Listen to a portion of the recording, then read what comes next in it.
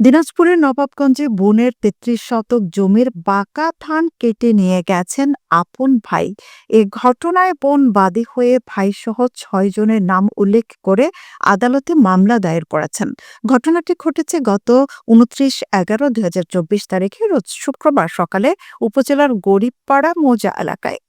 আদালতে মামলার কপি সূত্রে জানা যায়, উক্ত তারিখে সকালে আসামি গরিবপাড়ার ময়নাল হকের ছেলে মাহাবুর রহমানের ছেলে মনিরুল ইসলাম, মাজেদুল হক, সাজেদুল হক ও একই এলাকার মৃত মশকুদার রহমানের ছেলে মুদাচ্ছের আলী এবং মৃত খুশবার আলীর ছেলে বাদশা মিয়া সহ অজ্ঞাত আরও ১০-১২ জনের হাতে কাস্কে, বাহুকা, লাঠি এবং ভ্যান গাড়ি নিয়ে বাদিনীর ৩৩ শতক জমিতে লাগানো জিরা কাটারি ধান কেটে নিয়ে যায়। এ সময় বাদিনীর পরিবার ও স্থানীয়রা ধান কাটতে বাধা দিয়ে তারা প্রাণে মেরে ফেলার হুমকি দেওয়াতে বাদিনীর পরিবার ভয়ে আর কিছুই বলতে পারেনি।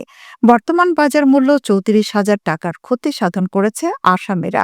বাদিনী মোসাম্মদ হিরামুন্নেছা বলেন, পৈতৃক সূত্রে পাওয়া ৩৩ শতক জমিতে আমি ২৭ বছর ধরে ধান আবাদ করে আসছিলাম। আমি প্রতিকারের আশায় আদালতে মামলা দায়ের করেছি। ২৭ বছর থেকে করে খাইছি। ধানকে যুদ্ধ করলে ধান কেটে নিয়ে গেল, জিরা জিরা কাটলে ধান। এই বিষয়ে আমি করে মামলা দিছি। আমি চাইছি ধানের ক্ষতিপূরণই, আর আমি সুস্থভাবে বিচার চাই। বকরি ভাড়া নিয়ে এখানে রাস্তার ধারে দেখতেছিলাম অনেকগুলা ছেলে। তারপরে আমরা আসে দেখি এরা ধান কাটছিল, কাটে আবার ভ্যানে তুলে নিয়ে গেছে। সে মাহাবুর নানা হয়, একটু গ্রাম সম্বন্ধে সে মাহাবুর নানার ছেলেরা মাহাবুর নানা। আমি সকালে ফজরের নামাজ পড়ে ভেড়া বান্ধার জন্য এখানে আসে দেখি ওরা ধান রাস্তা তুলিছে, ভ্যানের উপর উঠাছে। আর হীরামান আমার খালা হয়, ভ্যান ধরে টানাটানি করছে যে আমার ধানটা দিয়ে যাও বা দিয়ে যাও, ধানটা আমার নিয়ে গেলে আমি কি খাবো। ওনারা বলে যে আমরা বাইক নিয়ে যাই, তারপরে হবে একটা।